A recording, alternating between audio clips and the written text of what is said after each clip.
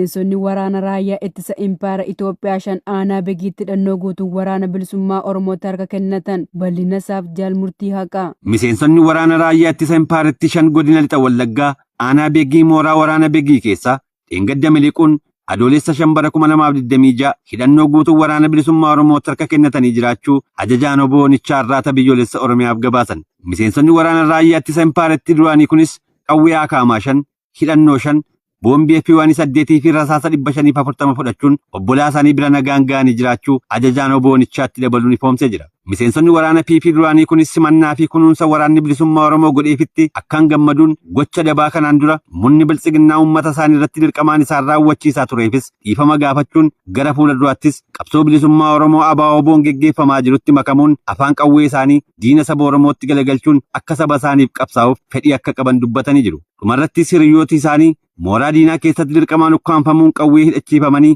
fedhii malee mooraa diinaa keessa jiranii fi kanneen fakkeessaa biltsiginnaan gowwoomfamuun saba isaanii irratti dararaa garaa raawwachaa jiraniifis sirna biltsiginnaa ofiifuu wabii hin qabne lolli bakka hundaa irratti geggeeffamaa jiru keessatti du'a bilaashaa du'uu dhiisanii yeroo isin gara saba keessaniitti deebi'uun obbolaa keessa waraana bilisummaa Oromootti makamuun qabsooftan amma jechuun dhaamsa isaanii karaa Irraata biyyoolessa Oromiyaa dabarfatanii jiru. Aanaa Cooraa keessatti ergamtoonni biltsiginnaa hawaasa hidhaatti darbachuu hammeessan.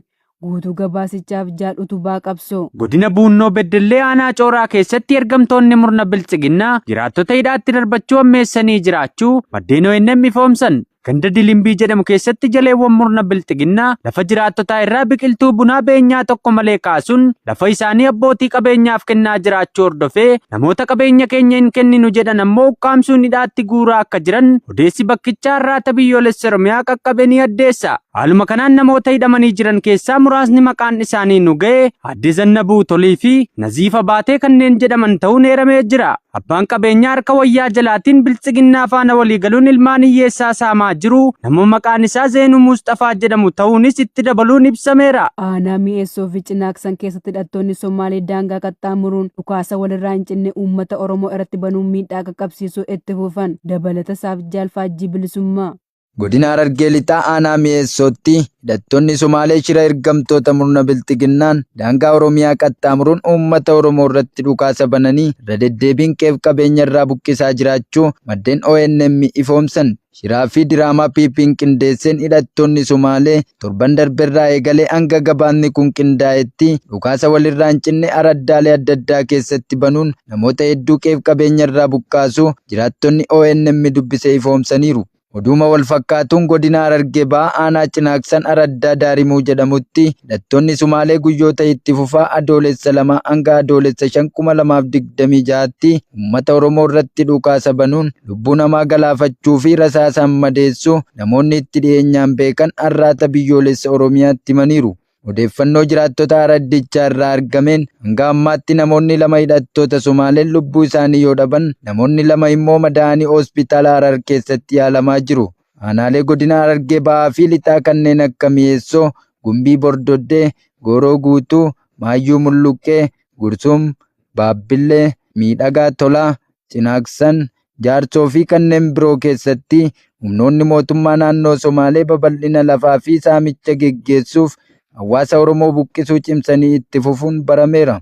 Hidhattoonni kunneen ergama PP irratti kenname galmaan ga'uuf daangaa ce'anii godinaalee lameen kana irraa ilmaan Oromoo ajjeesuu, saamuu, ukkaamsuun bakka buutee dhabamsiisaa kan jiranii fi hanga ammaatti sosochii hidhattoonni kunneen geggeessan qaamni mootummaa illee waan tokko hordofaa kan hin jirre ta'uu jiraattonni itti dabaluun ibsanii jiru. Aanaa Jalduu keessatti ergamtoonni PP saamicha hawaasa irratti geggeessan hammeessanii jiraachuun ifoome. Guutuun gabaasichaa akka taanutti isiniif dhiyaata. Lixa Shaggar aanaa Jalduu gandoota kanneen akka Jimaata Waleensuu, Qoricha Dheeraa fi Kooluu Galaan keessatti lukkeeleen biltsiginnaa maqaa garaagaraan hawaasa dararuu amaleeffatan torban darberraa eegaluun hanga gabaasni kun qindaa'etti hawaasarraa qarshii 4,500 hanga 9,000tti dirqamaan saamaa jiraachuu maddeen Irraata biyyoolessa Oromiyaatti himanii jiru. Akka maddeen himanitti lukkeeleen sirnichaa kunneen maqaa deeggarsa paartii badhaadhinaa jedhuun saamaa kan jiran ta'uu himuun akkuma aanichaa guutummaatti saamichi maqaa kaffaltii gosa garaa garaa nagahee hin qabneen kan duraa caalaa garmalee jabaatee itti fufee jiraachuu irraa kan ka'e hawaasni qaama itti iyyatu dhabee rakkoo ulfaataa keessa jiraachuu dubbatu. Murni faashistii PP kutaalee Oromiyaa bakkoota hedduu keessatti gochaawwan wal fakkaatoo akkasii maqaa waraqaa eenyummaa dijitaalawaatiin uummata nagaa irratti raawwachaa jiraachuus irra deddeebiin gabaasaa turuun keenya kan yaadatamu. Furmaanni waraana Yuukireen kan namoonni hubatan caalaa itti dhiyaachaa jira jedhu Tiraamp.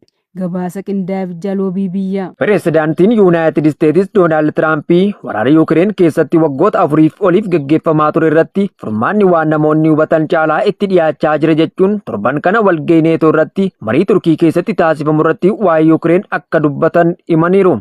Tiraamp kana kan dubbatan wiixata kaleessaa dhuma torban darbee pireesidaantii Raashiyaa Vilaadimiir Puutinii fi gitee isaanii Yuukireen Volodimiir Zelenskii waliin ergaa dubbatanii booda Raashiyaan halkan tokkotti haleellaa misaayilaa fi diroonii Kiyeevii fi naannoo ishee irratti raawwatteen yoo xiqqate namoota 28 galaafatte. Mooskootti dubbii himaan Kireemiliin Dimitir Peeskoof ejjennoo Ameerikaan waldhabdee kanaa akkamitti akka hiiktuu irratti qabdu akka hin jijjiiramne ni amannaa jedha. Garuu Zelenskiin gaazexaa Financial Times waliin gaaffii fi deebii taasiseen milkaa'ina Yuukireen dhiyeenya kanaa galmeessitee ilaalcha keessa galchuun pireesidaantiin Ameerikaa waldhabdee kanaa ijaaraatiin ilaalaa akka jiran amanuu jedhan. Kun kan namoonni hubatan caalaa baay'eetti dhiyaachaa jira jedheen yaada. Pireesidaantii Puutinis akka xumuramuu barbaadu. Kana baay'ee cimsinee isinitti hima jechuun Tiraamp waajjira Oovaal keessatti gaazexeessotaaf ibsa kennaniin dubbataniiru. Tiraamp ayyaana guyyaa walabummaa Ameerikaa adoolessa 4 irratti Puutin waliin waamicha gaarii akka taasisan kan dubbatan yoo ta'u, haasawaa gargaaraan Kireemiliin waliin daqiiqaa 85 kan fudhatee gaggeessaniiru. Pireesidaantii Zelenskiin immoo dhugumatti amma akka xumuramuu barbaadu. Gara neetoottis deemna. Waa'ee kanas ni dubbannaa, ni erganna jedheen yaada jedhan. Xumura isaa ni erganna jedheen yaada. Haalli hamaa ta'eera. Tiraamp roobii borii yaa'ii neetoo Ankaaraatti gaggeeffamu cinatti Zelenskiin waliin wal arguuf kan beellamaman yoo ta'u, qondaalli Ameerikaa tokko yaadni marii kanaa waraana kana xumuruuf dhiibbaa haaromfamee gochuudha jedhan. Qaaliiwwan ilmaan Oromoo reefi gaachana uummata Oromoo waboo wabii saba isaanii dinagdeen jabeessuuf gumaacha godhan haalaan jabeessanii itti fufanii jiru.